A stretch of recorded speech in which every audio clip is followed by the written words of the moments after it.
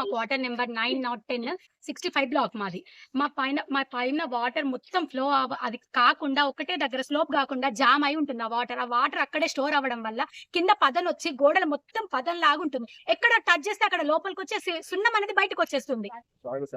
దాంతోటి మళ్ళా current flow అయిన దగ్గర కూడా వాటర్ పోతే షాక్ సర్క్యూట్ అవుతుంది కదా. చిన్న చిన్న పిల్లలు, నాకైతే ఒక పాప యూకేజీ, ఒక బాబు నర్సరీ. ఊరికే చిన్న పిల్లలు అల్లరి చేస్తా ఉంటారు. ఎక్కడ పడితే అక్కడ కూలుతుంది. అసలు పైన వాటర్ గురించి అయితే మేము ఇప్పటికీ మినిమం 1 ఇయర్ లో అయినా గానీ ఒక్క రోజు వాళ్ళు రాలేదు. ఇంకొక మరి విండో ప్రాబ్లం ఇస్తే ఆ విండో వచ్చి పెట్టి వెళ్ళారు. కానీ వెనకాల సైడ్ కూడా దాని పూర్తిగా ప్లాస్టింగ్ చేయలేదు.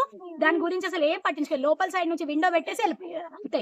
ఇంకా మిగతా దాని గురించి అసలు వాళ్ళు మాట్లాడి దాని తర్వాత కూడా 2 సార్లు ఒక అంకుల్, తెలిసిన అంకుల్ వచ్చిండ్రు. తనకు చెప్పా వెనకాల నుండి ప్లాస్టిక్ చేయండి, మళ్ళీ దాంట్లో పురుగులు లాంటివి ఏదైనా చెదలు పట్టిన ప్రాబ్లం అవుతుంది అంకుల్, అది అయ్యండి కదా, మళ్ళీ షాక్ సర్క్యూట్ లాంటిది ఏదైనా జరుగుతుందని చెప్తే అంకుల్ నేను వస్తా అన్నాడు, రాలేదు.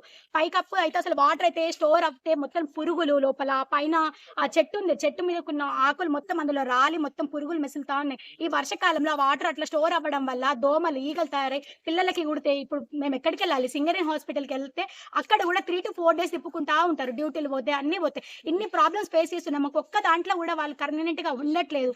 ఇంత డే అండ్ నైట్ డ్యూటీ అంటూ, సెకండ్ షిఫ్ట్ అంటూ, ఫస్ట్ షిఫ్ట్ అంటూ ఇన్ని షిఫ్టీలకు వాళ్ళు కష్టపడి 8 hours పిల్లల్ని, భార్యల్ని వదిలిపెట్టేసి వెళ్తున్నారు. అంత చేయడం వల్లనే సింగరేణికి ఇంత ప్రాఫిట్ వస్తుంది. ప్రతి కార్మికుడు చేయడం వల్లనే సింగరేణికి ప్రాఫిట్ వస్తుంది. అలాంటప్పుడు మాకు ఈ క్వార్టర్ లో ఎందుకు ఇంత ఫెసిలిటీస్ లేకుండా చూడడం? వాటర్ అయితే అసలు సరిపో. 4 members 1 day ఉంటే పొద్దున సాయంత్రం స్నానం చేసే వాటర్ సరిపో. మాకు వాటర్ ప్రాబ్లం, కరెంట్ కూడా కరెక్ట్ గా ఉండదు. ఒక్కొక్కసారి ఏదైనా మంచిగా అన్ని రూమ్స్ లలో లైట్లు ఫ్యాన్ ఆఫ్ చేస్తే, ఆన్ చేస్తే టిప్ అవుతుంది కరెంట్ కి పిలిస్తే మేము రామమ్మా 7 తర్వాత మేము మీరే చూసుకోవాలి అని అంటారు.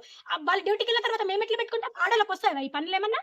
ఒక్క పని కూడా రాదు. వాళ్ళు జస్ట్ వంట చేసి పిల్లల్ని, వాళ్ళ హస్బెండ్స్ ని చూసుకోవడమే వాళ్ళ పని. మిగతా ఏ పనులు అయితే రావు కదా వాళ్ళకి. ఇంకా ఎలక్ట్రికల్ ప్రాబ్లమ్స్ అయినా పైన ఇంకా మన పిల్లలకి ప్రాబ్లం అవుతుంది. లాస్ట్ రైనీ సీజన్ అయినాక వింటర్ స్టార్టింగ్ లో మొత్తం చేతులకి మొత్తం కవర్లు పెట్టుకుని ఆ స్టోర్ అయిన వాటర్ లో చెత్త మొత్తం తీసి వైపర్ తోటి దొబ్బి క్లీన్ చేశాను. అయినా ఇప్పటికీ హరీష్ అయితే 3-4 times కంప్లైంట్ ఇచ్చిన, మా వాటర్ ఫ్లో చేయండి, ఫ్లో అయ్యేటట్టు చేయండి అంటే ఒక్కసారి కూడా వాళ్ళు రాలేదు, చూడలేదు. వీడియో తీసి మరీ పంపించాం మేము. ఇంత చేసినా కానీ మాకు అసలు కొంచెం కూడా రెస్పాండ్ అవ్వట్లేదు. చిన్న పిల్లలు ఉన్నారు. కొంచెం సింగరేణి యాజమాన్యానికి మేము గుర్తు చేసేది ఏంటిదని అంటే, మాకు ఇన్ని ప్రాబ్లమ్స్ నుంచి కొంచెమైనా ఎంతో కొంచెం బెనిఫిట్ అయ్యేటట్టు చూడండి. Thank you.